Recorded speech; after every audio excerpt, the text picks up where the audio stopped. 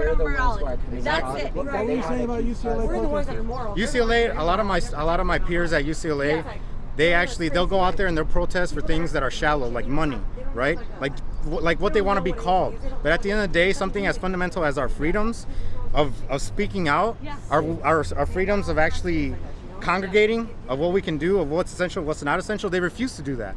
Because at the end of the day, UCLA is liberal to its core. You know, our liberal arts are all conditioned essentially to tell students to follow what's happening now. You know, and they're told that at the end of the day, you are moral and they are not. And they're essentially the conservatives. The conservative side is seen as essentially racist, and they're told that in all liberal arts classes. By teachers? By teachers, yes, by teachers. One of my professors, his email is I believe comrade15@gmail.com or something like that. Comrade like Chinese comrade? Like comrade, like communist comrade. Yeah, I mean the level of communism inside of schools is ridiculous. What does he teach? He was teaching some form of philosophy. It was English 102, but he turned it into a philosophy class, obviously, you know. But I was the only person that was standing up, and I'm just saying, like, hey, there's something not right here. At the end of the day, the individual does matter. At the end of the day, he would tell students that everybody can have a BMW under communism. And I'm just like, wait a second, where does the innovation come from if you take away the individuality? You know, at the end of the day, where does everything that makes the BMW come from? We're all going to have a bicycle. That's what that looks like at the end of the day, you know. But I try to bring my friends out here from UCLA, and they essentially are telling me that I'm promoting murder, that I am promoting the death of other people. And that's the problem, and that's the psyche that the government's using, is essentially to tell us that if we go against them, we are killing others. And that is the biggest form of control. This is the biggest form of control, that you are going against our common good. And the parallels to Nazism and how it arose, everybody thinks that Nazis just hated Jews from the beginning. The beginning was they cared about their people. They cared about starvation. They cared about, you know, their economy being horrible, and that everybody should rise up together. And anybody that opposes that is immoral to people, to their people. This is the same thing. The parallels. You feel like the Democrat media is vilifying Republicanism? Yes, without a doubt. Without a doubt. It's not even a question, since they're saying you cannot congregate because people will die if you congregate. I mean, that there's nothing else to say besides that. I mean, if you say I am moral because I choose not to go and demonstrate, I am moral because I choose to give in to the government, I mean, there's no beating that. And you are immoral if you choose to go out and speak for yourself. You are immoral if you want to express your feelings and your thoughts and essentially come together. I mean, I've been posting on Facebook, and they've been deleting everything that I posted. Who has? Just any group that I go into. No. Who deletes it? The moderators. The moderators? The moderators delete it. And not only that, but there's an article on Facebook, about Facebook, that they're deleting different things. And this was a concern before this even happened, about how essentially a lot of the companies from Silicon Valley are essentially they have the power to control the media. That's how Obama won, essentially. And I'm not Republican or Democrat. All right. At the end of the day, Robert Epstein's analysis of Google's search results. Yeah, that's the other thing. So, as somebody from an R1 research institution, right, I have learned that I have to dig deep for research. I cannot go based on the articles that are just coming up at the beginning, right? Because the whole purpose is to take an idea, right, and then oppose the idea. That's when I look for opposing ideas, I literally have to go 3 pages deep. And this is the interesting thing. Did you know that 1 in 3, about 30 to 40% of death certificates were inaccurate before the coronavirus? Did you know that? So what kind of discrepancy does that give? Wait. Yeah, I texted you. You mean the death certificates before the coronavirus had the wrong cause of death? Yes, it was a random study done to see the accuracy of our death certificates and how we're declaring people dead. 30 to 40% of them, and they're saying that's a low number, have been incorrect since before this happened. So what's telling us that the death certificates are accurate now, where a higher volume of people are dying? Have you read reports that anything that could be connected with COVID has been used as the primary? Yeah, because cause of death? it's tough to, as from a healthcare standpoint, it's tough to tell the difference. And even then, are you going to waste tests on dead bodies, or are you going to test people that are possibly sick right now? Doctors are making these choices right now. There's doctors, literally, my girlfriend is an ICU nurse. There's doctors that don't know who to test. Where is she? She's right here. Bring her over. Alejandra. What's her name? Alejandra. Alejandra, where do you work, hon?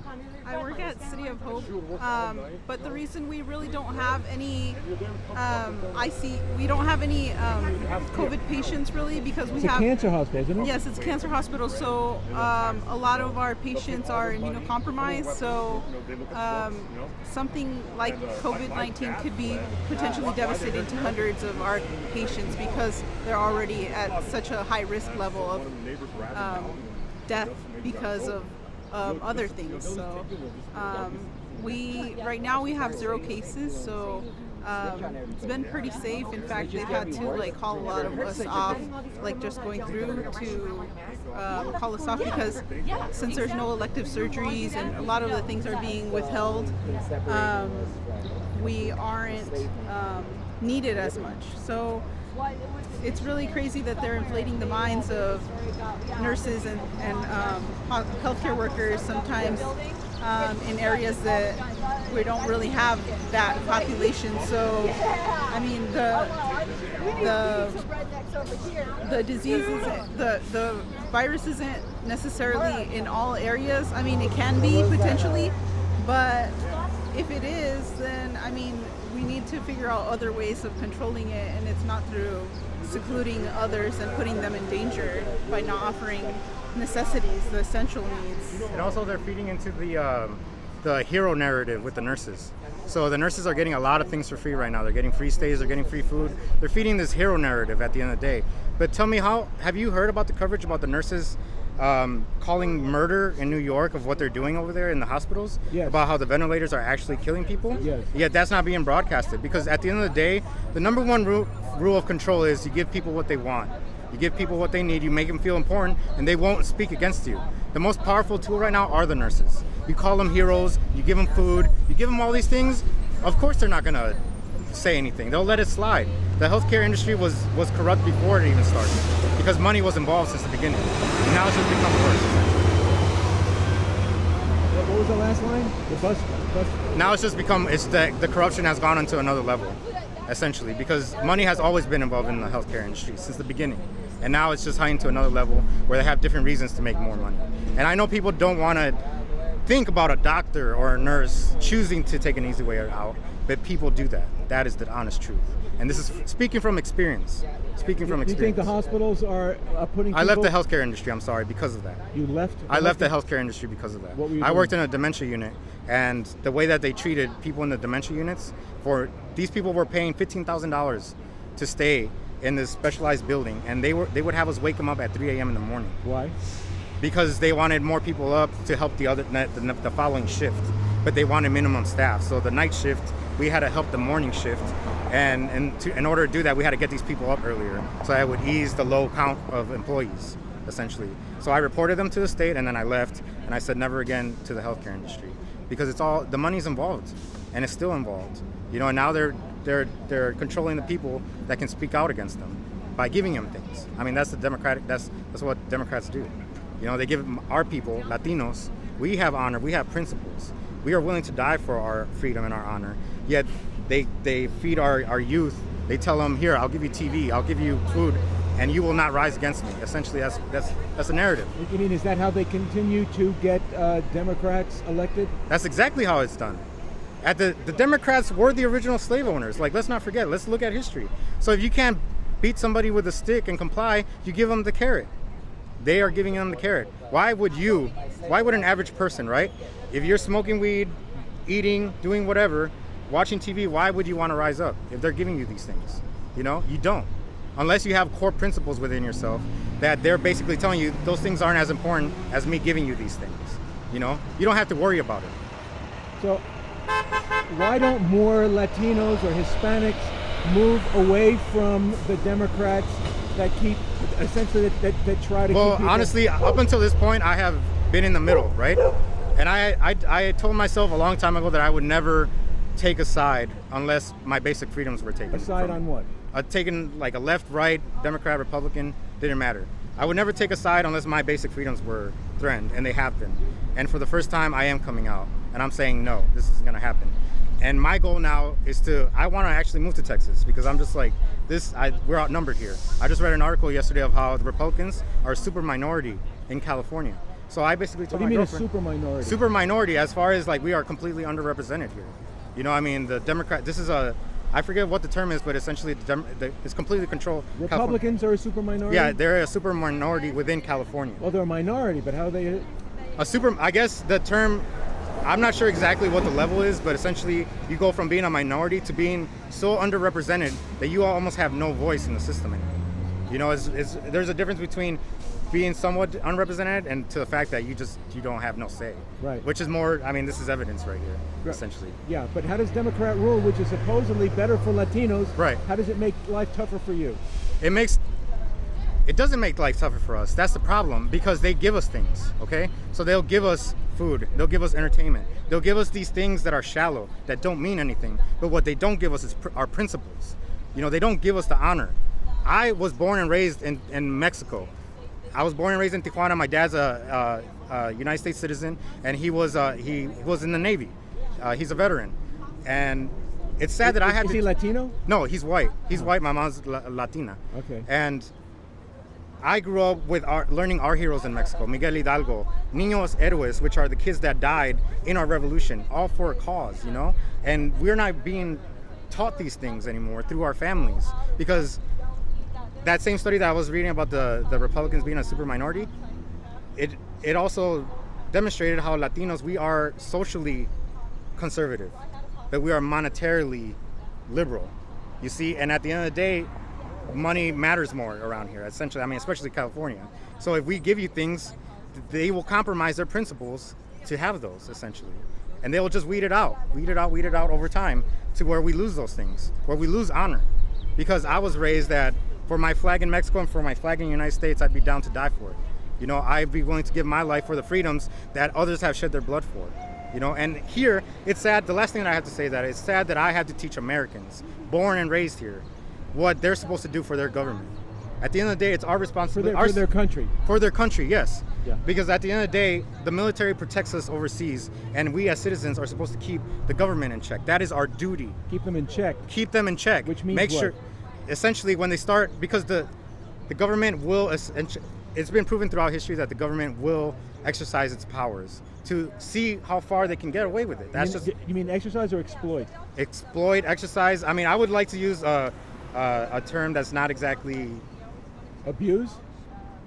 They flex, I guess is the word. You know, where they try to see how far they could get away with it.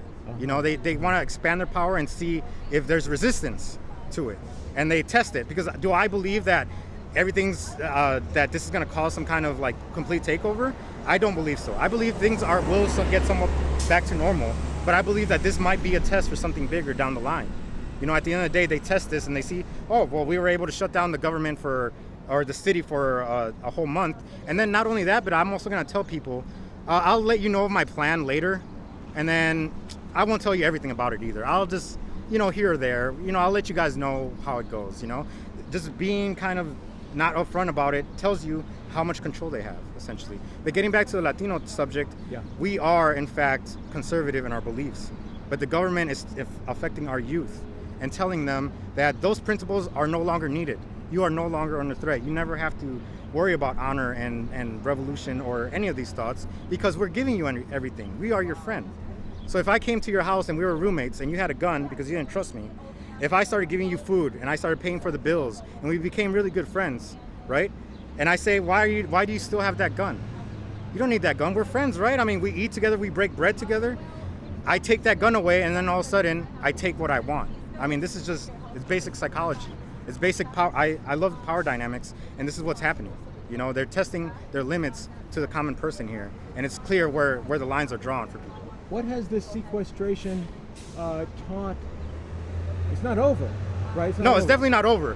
I believe that we will have a sense of normalcy coming in with the next couple of months, but I don't plan to be somebody that I know what's coming, but the fact that they're testing us means something. It has to mean something. You know, I don't know what it is because I don't pretend to know that I know what things are that I don't know.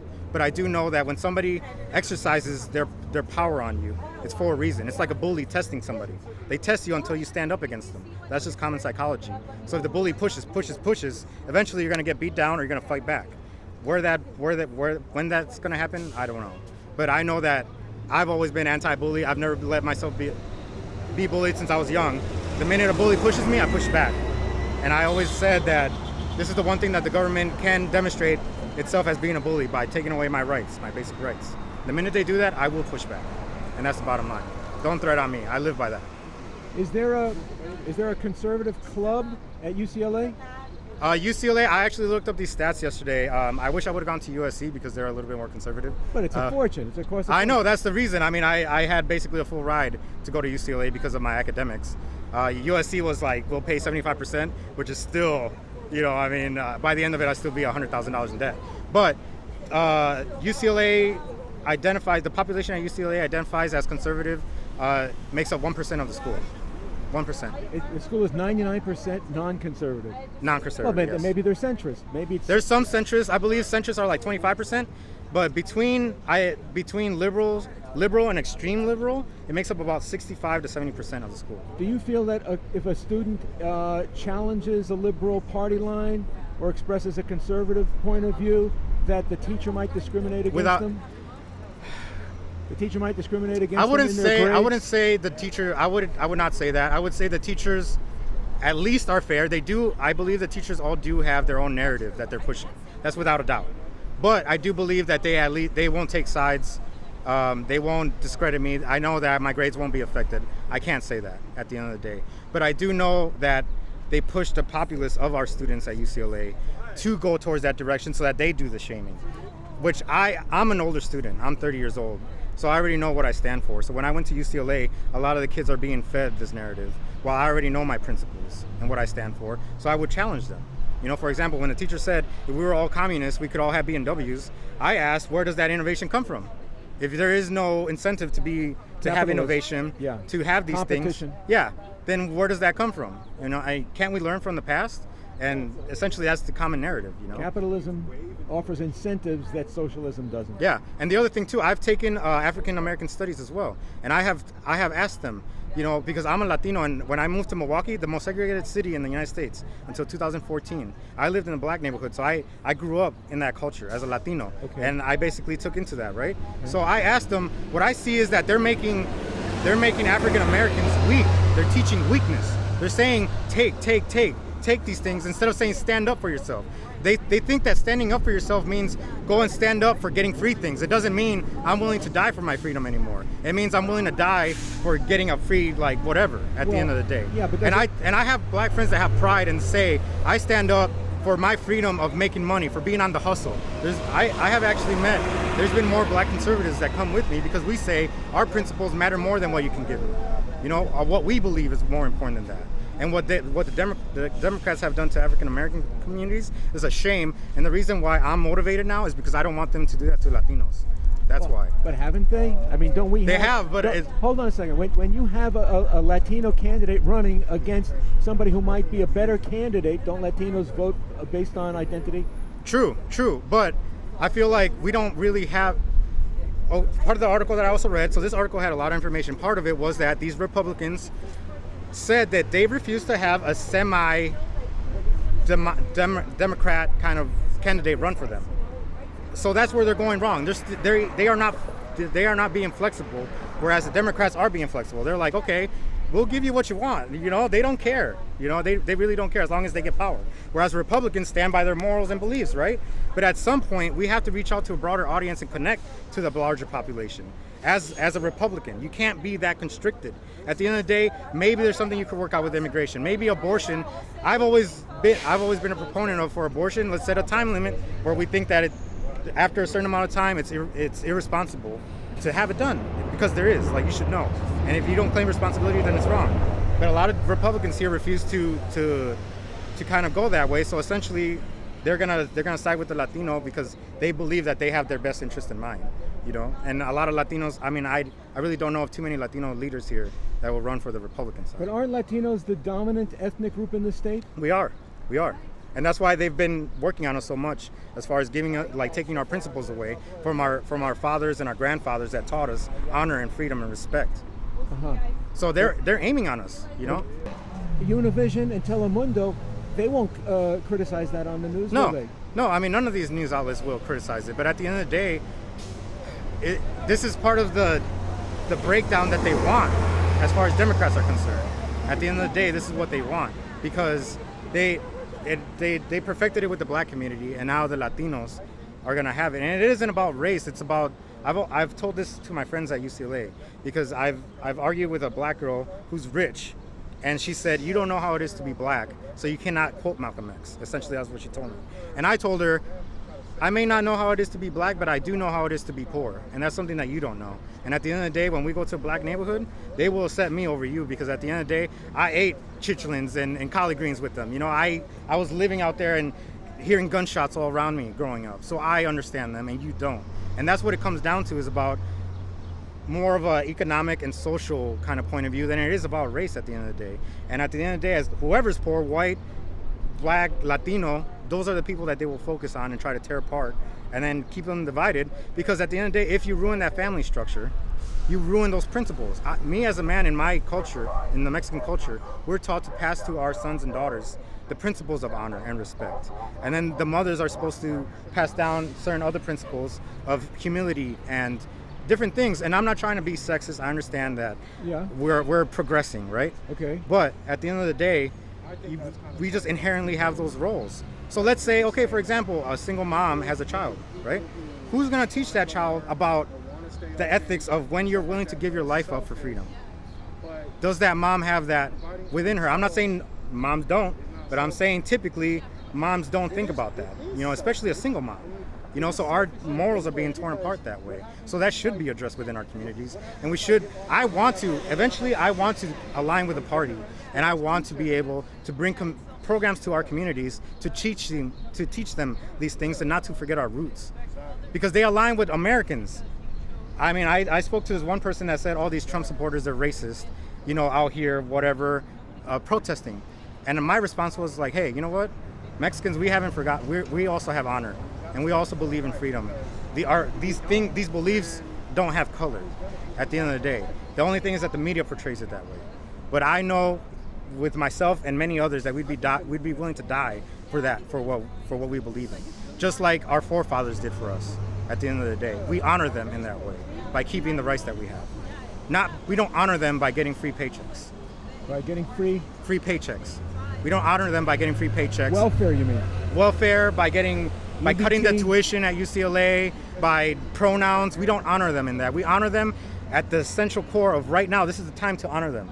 To come here and say what they bled for, what they died for, we are willing to die for, because that's what they're using right now is morality.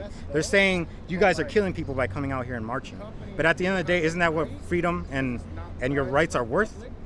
Because the people that died for them before us, they were willing to sacrifice their families, their loved ones, their children, and themselves for that. And now everybody's a coward. Nobody wants to do it. And I hate to use that word, but that's what it is at the end of the day. So that's all I have to say.